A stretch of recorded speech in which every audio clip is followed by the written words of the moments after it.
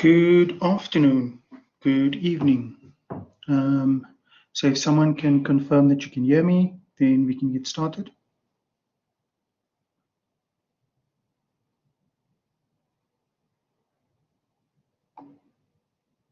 Okay. Nandisa says that you can hear me, so all is well. There aren't really any admin announcements right now, but there will be quite a few coming in the next few days. So please watch the announcements. I'm hoping to set up the next web work exercise homework set within the next 2 days or so. And then once that's done, I will post details around it, what it covers, when it opens, and so on. Outside of that, there's nothing else. Now there's one thing. I have two students asked questions. 2 students sent me solutions to problems that they wanted comments on. I will send you some feedback in the next day or so. So please be patient. I'm just a little busier than normal with my first year module starting next week. Okay, so that being all the announcements, let's switch over and continue with the work.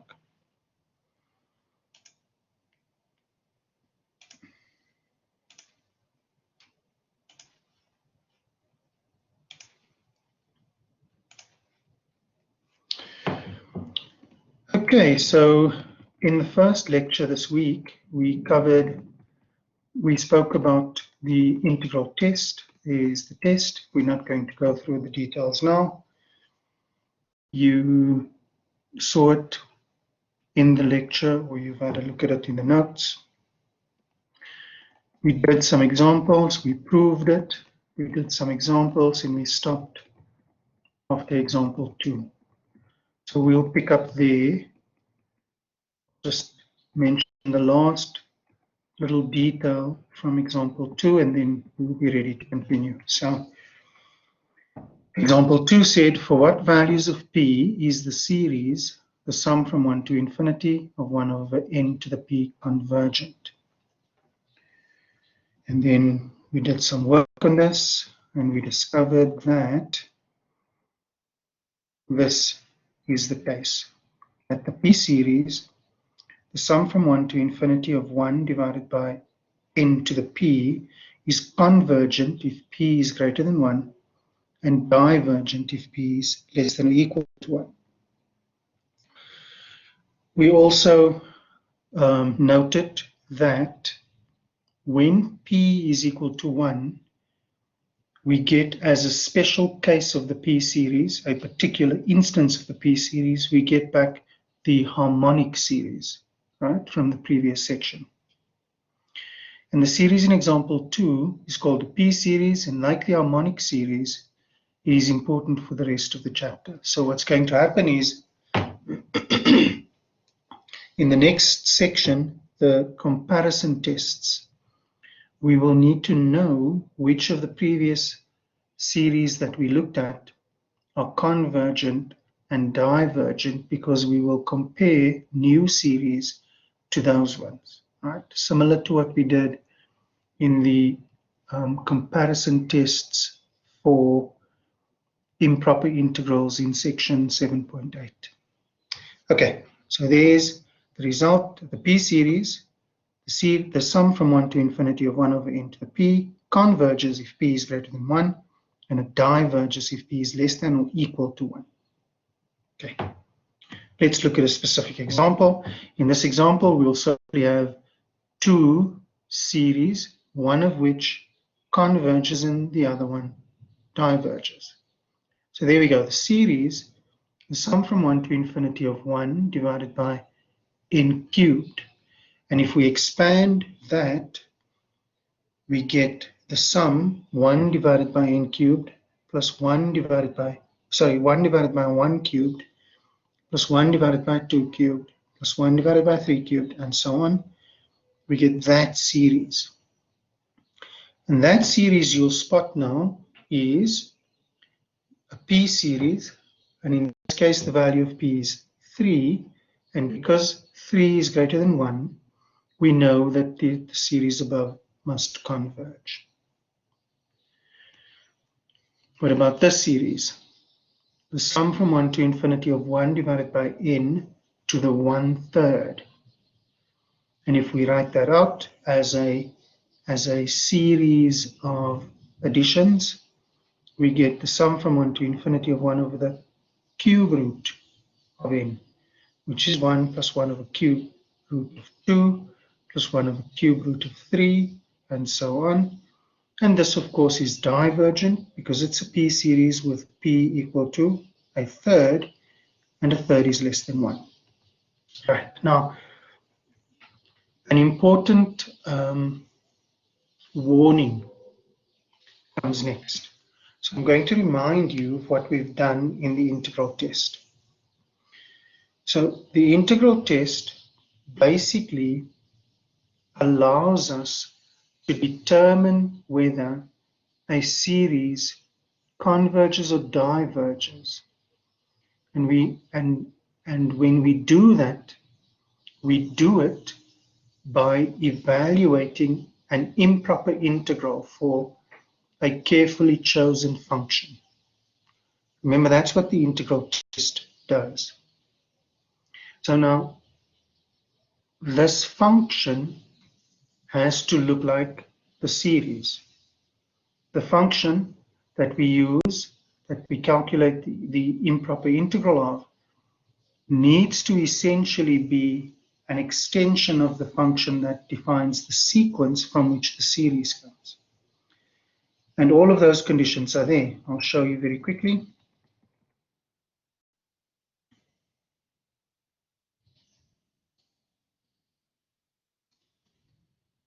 So there's the test, right? There's the integral test.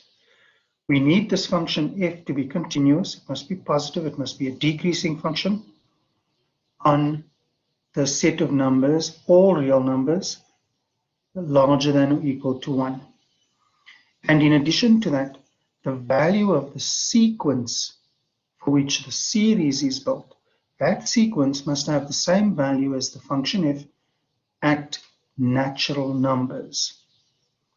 When these conditions are satisfied, then we can test whether the series converges by testing whether the function, if we take its improper integral, converges. And similarly for divergence. Now, the point is, when we do that comparison, we need to be careful that we don't mistake what we are doing. So in other words, we need to be careful not to take the answer we get from doing the improper integral, the area under that curve, that improper integral, that is not the sum of the series. So it's very easy to make that mistake. When we do that improper integral and we get a finite number, all it tells us is that the series converges. It doesn't give us the value of the series. And so, as a particular counterexample, we can look at what we have in front of us on the screen. We started the lecture on Tuesday by discussing the convergence of the series, the sum from 1 to infinity of 1 over n squared, which we now know is the p series with p equal to 2. And I said to you that a famous mathematician, Leonhard Euler, calculated the actual value, and that it's not an easy exercise to calculate the value. And that value comes to pi squared over 6. And the improper integral, the integral from 1 to infinity, 1 divided by x squared dx is 1. So now you can see that these two numbers are not the same. And that's the case in general. Okay, let's look at another example. Example 4. So now we want to see if we can use, the integral test to determine whether the series in front of you converges or diverges. And so we say the series that we're looking at is the sum from 1 to infinity of ln n divided by n. And the first thing we do is we need to confirm that the series and the function that we use to do the comparison, that function satisfies the conditions of the integral test. So the function that we'll use is the function ln x divided by x. And this function is positive. How do we know that? Well, we know that the ln x, the function ln x, is positive for all values of x larger than 1. We know that the function g of x equal to x, the thing in the denominator, that's also a function that's positive for all x greater than 1. And so this function in front of you, f of x, is the quotient of two functions, and both of those functions are positive, which means the resulting function f of x must also be positive. So now we know that it's positive. How do we know that it's continuous? Well, we know that ln x is a continuous function, and we know that the function in the denominator, the function g of x equals x, is continuous for all x greater than 1. And we know from 1a that if I divide two continuous functions, then the result is again a continuous function. Right, wherever on the domain of that function. And so we can see that the function is positive and continuous. And we can see also, obviously, that at n, at each value of the natural numbers, fn is going to be an, right? The value of that sequence ln n divided by n. Now, the next thing we need to check is whether this function is increasing or decreasing. And so we're looking at the expression ln x divided by x. It's definitely not obvious whether it's increasing or decreasing. And so we need to do a little bit of work to determine it. So what we're going to do is we're going to use calculus. We're going to take the first derivative and see if we can figure out where this function is decreasing and where it's increasing. When we take the derivative, of course, you'll remember you need to use the quotient rule because this is a quotient of two functions. And the quotient rule says the denominator squared in the denominator. In the numerator, we'll have the denominator times the derivative of the numerator minus the numerator times the derivative of the denominator, which is what you have in front of you. When we simplify that, we get 1 minus ln x divided by x squared. Now, the denominator of that last expression is always positive, which means this expression can only be negative when the numerator is negative. And so we solve for x where 1 minus ln x is less than 0. And when we do that, we get ln x is greater than 1. Or in fact, x is greater than e, keeping in mind that ln of e is equal to 1. Right. Now, this means that f is decreasing when x is greater than e.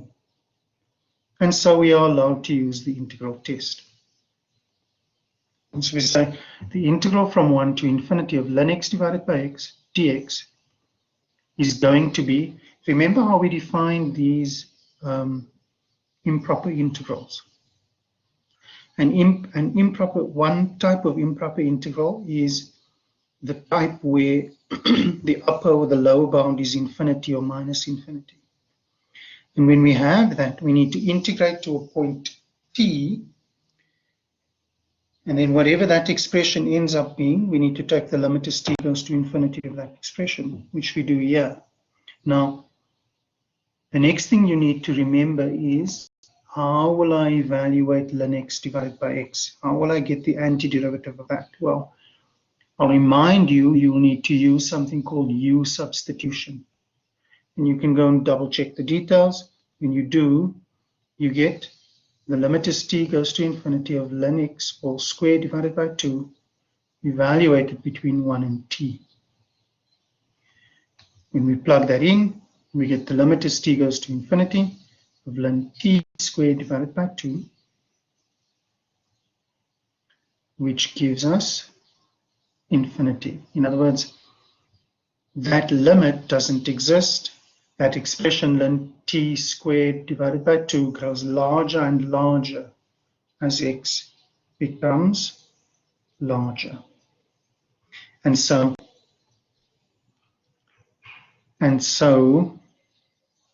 the series, and so the improper integral diverges, and hence by using the integral test we can see that the series also diverges. Okay. Okay, so now next this is the second subsection of this 11.3 of this main section 11.3, and it's a slightly different topic now. So now suppose now that we've got a particular series and we've used the integral test and we've determined that the series is convergent. Now again, I'll remind you that the test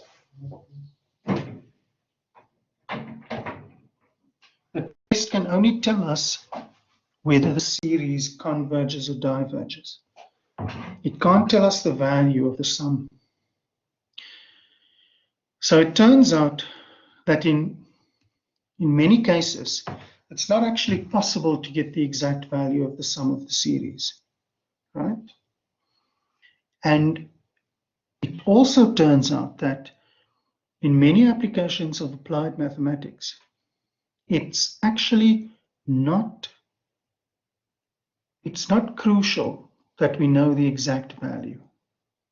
For many problems, it's good enough to get a good estimate of what that number is, of what that sum is. So if we can get sort of an upper bound and a lower bound of the value of the sum of the series, then in many cases that's good enough. So in this section, in the subsection, we're going to look at how we can get good estimates, how we can know how good an estimate is of the sum of a series. So let's see how it goes. So now, the first thing to remember is that that partial sum, that term Sn, remember that Sn is the sum up to n terms for the series. That Sn is already an estimate of the sum. And the larger we make n, the better the estimate. So what do I mean by the better the estimate? I mean the closer the estimate comes to the actual value of the sum, right? And so we know that this is the case because that's exactly what we mean by saying that the limit as n goes to infinity of Sn is S, right? So now, how close is a particular estimate? This is what we want to investigate now. And in order to do that, we're going to introduce a new term. We will define Rn, R for remainder or error. We call Rn the remainder of the estimate Sn. So what would we mean by that? Well, if Sn is the sum up to n terms, and there's a difference, and we are interested in the difference between the sum up to n terms and the actual sum, then surely the remainder must be whatever is left. So if Sn sums up to n, then Rn must be all the remaining terms, the ones that we haven't added yet. And so we're going to say Rn is equal to the sum, the actual value of the series, minus Sn, the sum up to n terms. And if we think about it, that's exactly an plus 1 plus an plus 2 plus an plus 3 and all the rest of it, the tail of the series, right? So that goes all the way, it gets larger and larger and larger, and all terms after an are added in that remainder. So we're interested in knowing how large this Rn is for a particular series. So now, when we do this, we're going to use again the integral test. We're going to use the way in which we're thinking, the way in which we thought for the integral test.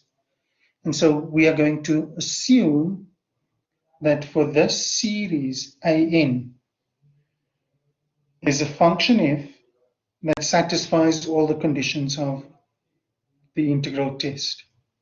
In other words, that function f must be positive. It must be decreasing on that interval 1 to infinity. And at each natural number, the value of the function at that point must coincide with the value of the sequence that's used to construct the series. So now let's see how we can figure out upper and lower bounds for Rn. So look at the diagram in front of you. Notice that we're starting our picture from n, from some natural number n. And notice that the area of a rectangle equals one of the terms in the remainder. So remember, Rn, there it is, an plus 1 plus an plus 2, and so on and so on and so on. So there we've got them now. So the area of an plus, so the area an plus 1, sorry. So the term an plus 1 is going to be equal to the area of that first blue rectangle. And the second blue rectangle is going to be, the area of that second blue rectangle is going to be equal to the term an plus 2. You can see why that is so, because the value at n plus 1, at the point n plus 1 on the x-axis, is read off the curve y equals f of x. That's what we assumed, right? So now notice that there's that little bit of white area in between the curve and the rectangle for each of those rectangles, which means the area under the curve y equals f of x, starting at n, going to infinity, that area must be larger than the area represented by the sum of the rectangles, sum of the areas of the rectangles. That has to be the case, right? And so we can say that Rn, the remainder after n terms, must be less than or equal to the integral from n to infinity of f of x dx. Remember that integral from n to infinity of f of x dx, that is the area under the curve. Next, consider this diagram. Now we've drawn the rectangles from the left endpoint.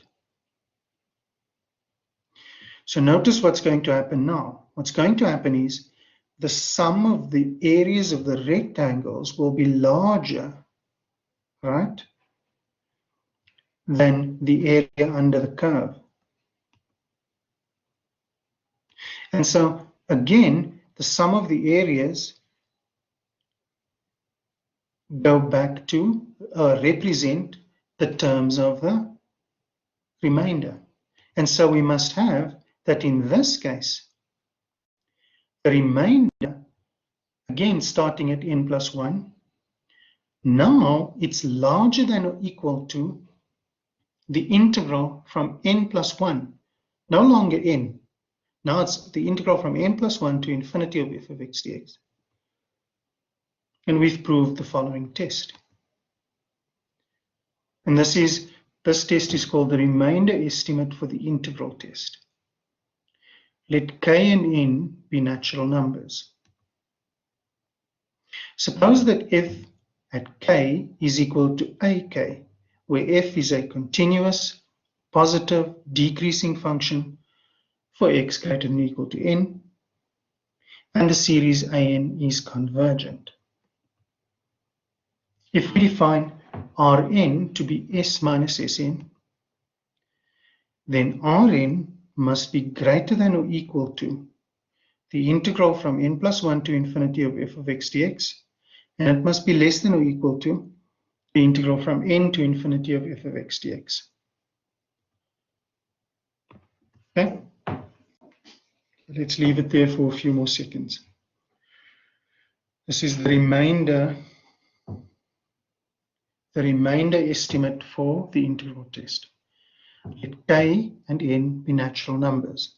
Suppose that f of k is ak, where f is a continuous, positive, decreasing function for x greater than or equal to n, and that the series an is convergent. If the remainder is defined to be S minus Sn, then the remainder must be larger than or equal to the integral from n plus 1 of f of x dx and less than or equal to the integral from n to infinity of f of x dx. Let's look at an example.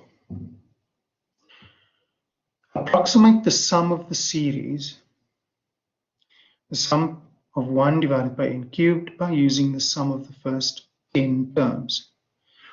Estimate the error involved in this approximation. And then B, how many terms do we need to ensure that the sum is accurate to within 0.0005? Now, in both of these parts, A and B, we need to know the integral from n to infinity of f of x dx. And so what we'll do is, before we tackle A or B, we'll calculate this expression once, because you'll see afterwards that once we've got an expression in terms of n, it's easy to use it the way we need to. And so we say, we need to pick a function now that plays the role that we need. Well, this function, it's easy to see, it's going to be f of x is equal to 1 divided by x cubed,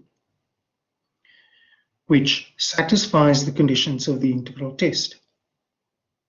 And so we're not going to double check that it does satisfy the conditions, right? I want to show you how to apply this.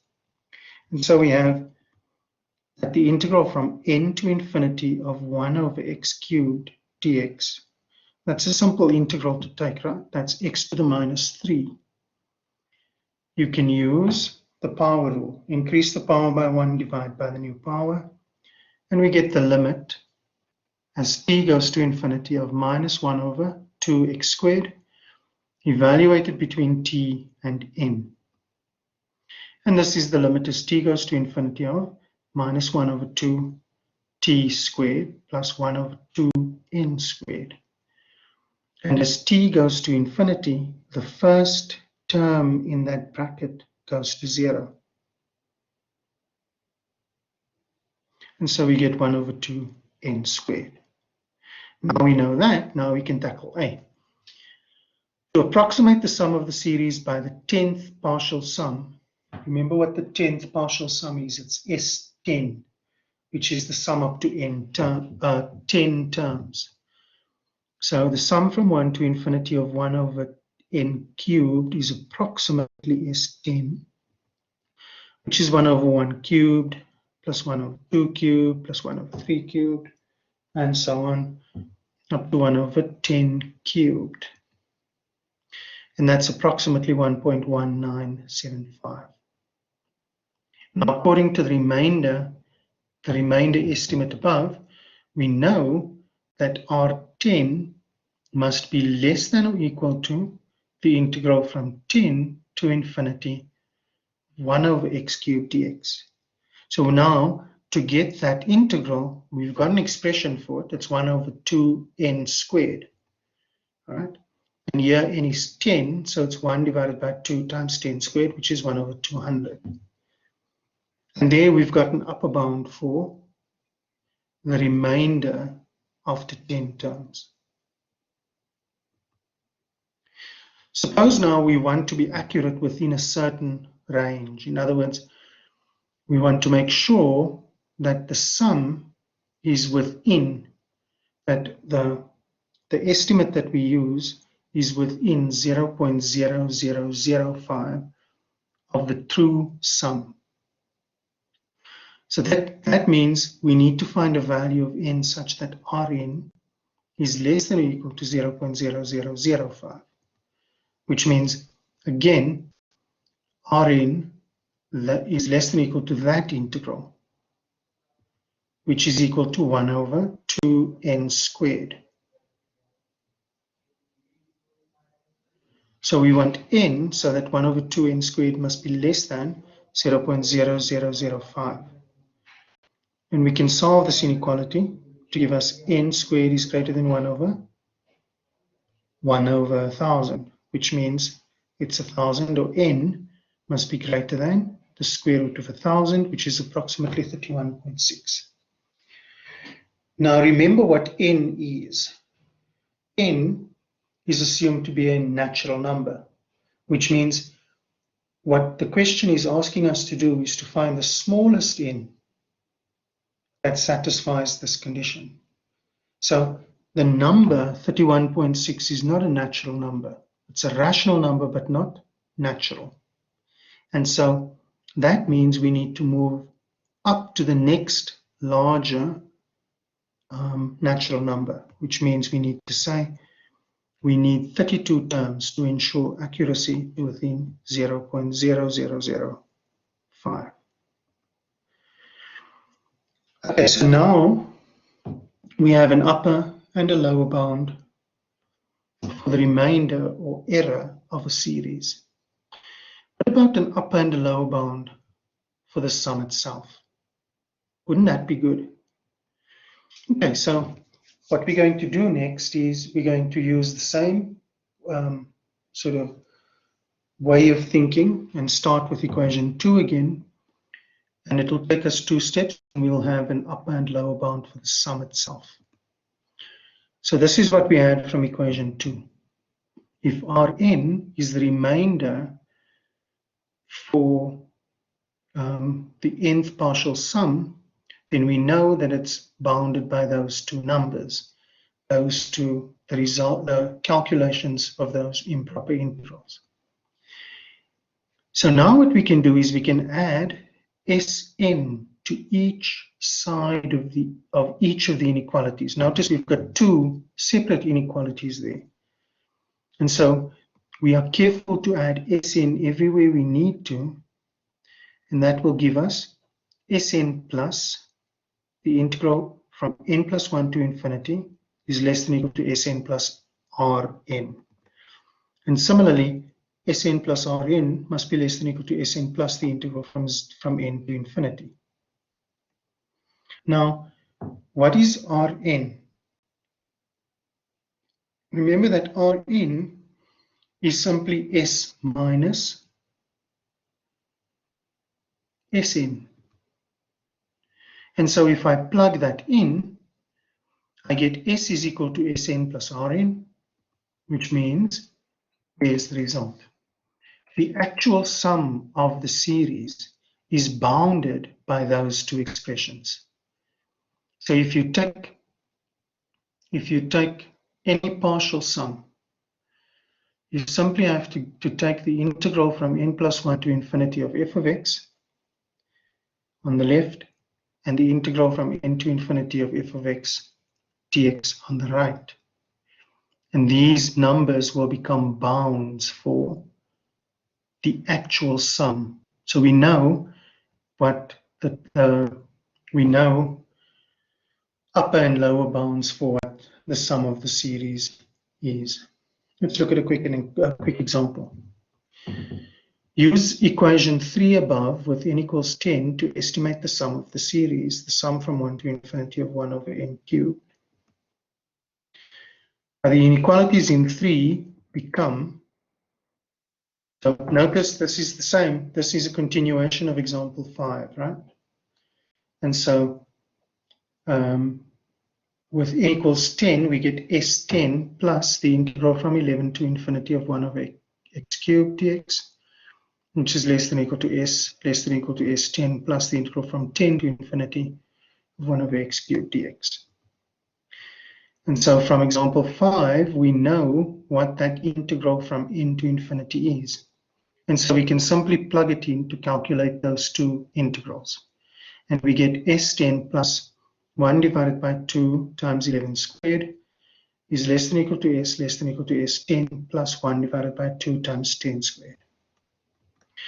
Okay, now this ends the lecture, but I do want to mention something related to the work, the material from 11.4. So, sorry, 11.3, the section that we are finishing off now.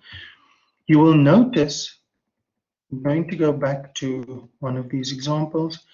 There, you will notice that in this section, you've got questions that say calculate an answer to 4 decimal places, right? Now, my attitude towards calculators is that we shouldn't need them. So you'll remember from the 1A and 1B modules, we didn't really encourage the use of calculators. In fact, we were less insistent on it last year because of the online environment. In the normal environment, we control very carefully that students don't use calculators. This section is a little bit different in the sense that there are many questions that ask you to explicitly calculate an answer to within certain decimal places. So here's the crux of the matter. If a question does not say explicitly calculate to so many decimal places, then the default for you is to not use a calculator. In other words, you would leave that calculation in front of you the way it is there. I will mark up to that point.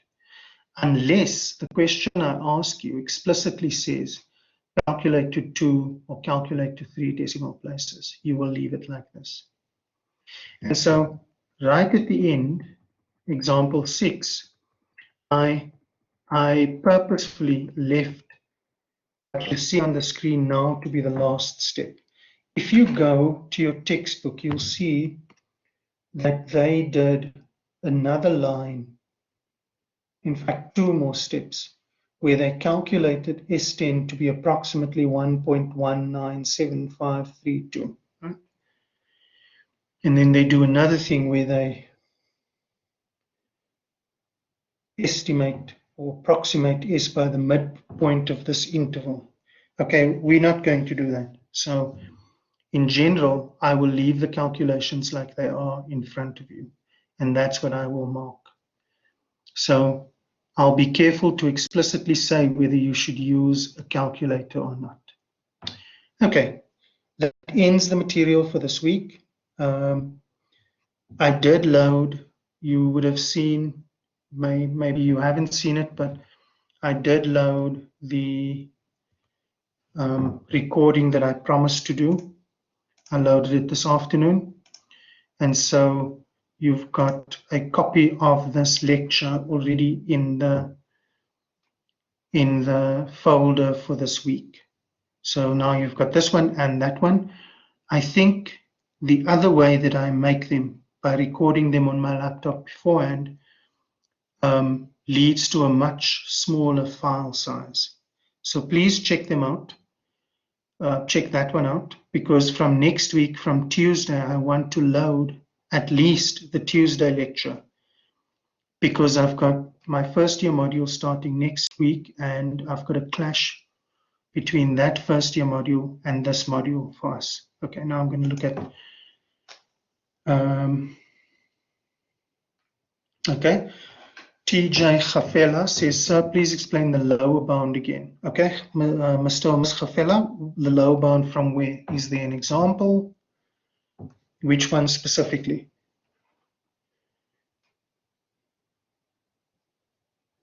I'm not sure what you are referring to.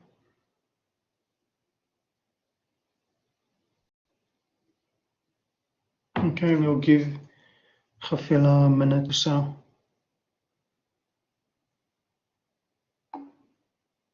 Example 5b. Example 5b, was there a lower bound there? I don't remember. Okay, let's see. Example 5b.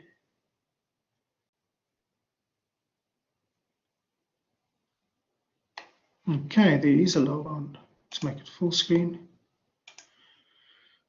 Explain the lower bound again. There's example 5. There's the main calculation. Right? This is the one calculation that we need to do, and then we reuse. So here we get the fact that the integral from n to infinity has that expression 1 over 2 n squared. Right now, there's A, there's B. Right? So now B says we want this estimate.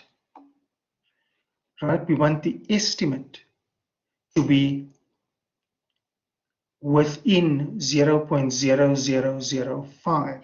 Now, remember what I said earlier.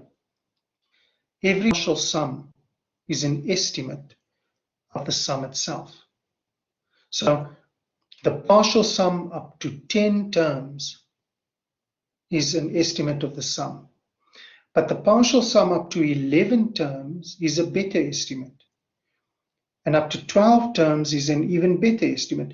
The bigger I make n, the closer the partial sum becomes to the actual sum. So this question is saying, if I want the distance, if I want the difference between Sn, the partial sum, and the sum itself, if I want it to be less than 0.0005, you must tell me how many terms I need to include in the partial sum. That's what it's saying. And so we know that Rn is less than or equal to that expression. It's less than or equal to the integral from n to infinity, which we know is 1 over 2 n squared. And now we want that Rn. Remember, Rn is the difference between the sum and the partial sum. We want that to be less than 0.0005. Okay, I hope that sorts it. Let's go have a look at the comments coming in.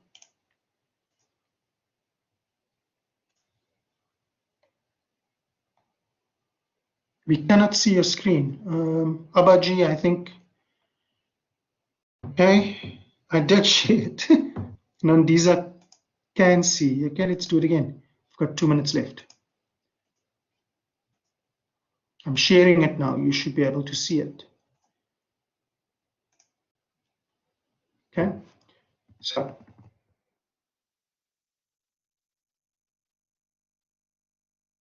according to the remainder estimate above, we have that the remainder after 10 terms is given by that expression. So there's the general expression, right? The remainder after n terms is going to be less than that integral that I calculate there, the integral from n to infinity. And that integral is 1 over 2 times n squared.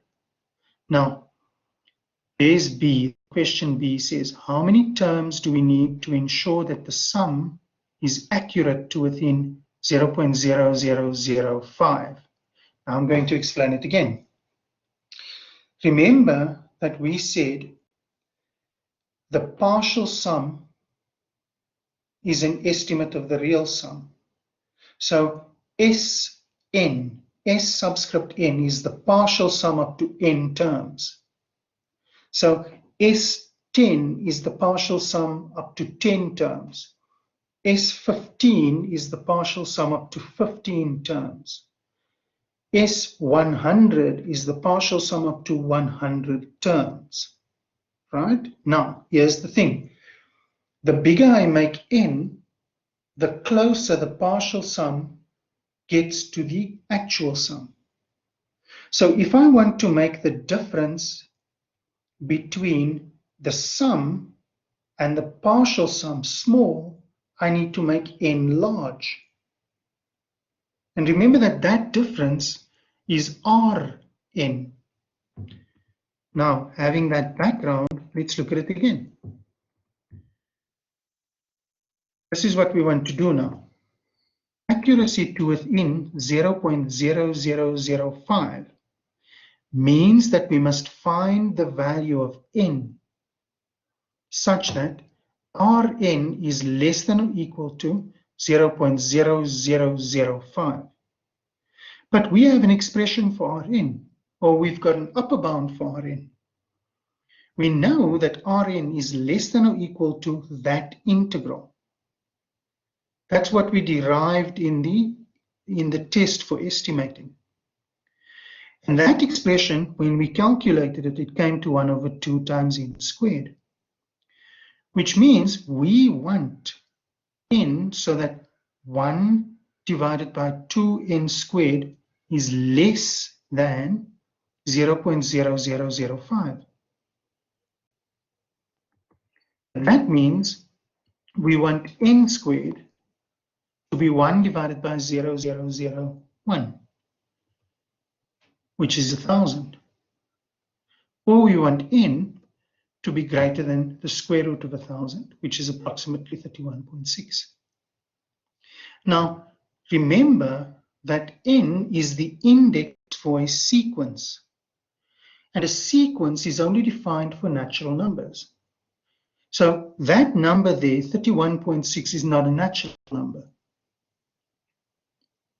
It's a rational number, but it's not natural. Natural numbers are whole numbers. So the one just smaller than it is 31, the one just bigger than it is 32. So if it must be a natural number, then we have to have 32 terms. More terms will also work, but 32 is the smallest value of n that will ensure an accuracy to within 0.005. Okay.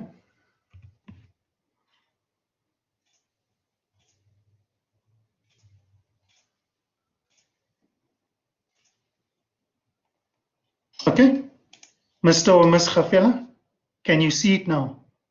Can you see the solution now? Okay, I hope that sorts it. And please make sure you go and finish off your web work. There's another one coming next week. I'll post announcements, watch the announcements, and keep doing some maths. We'll chat again soon. Thanks for coming. Cheers.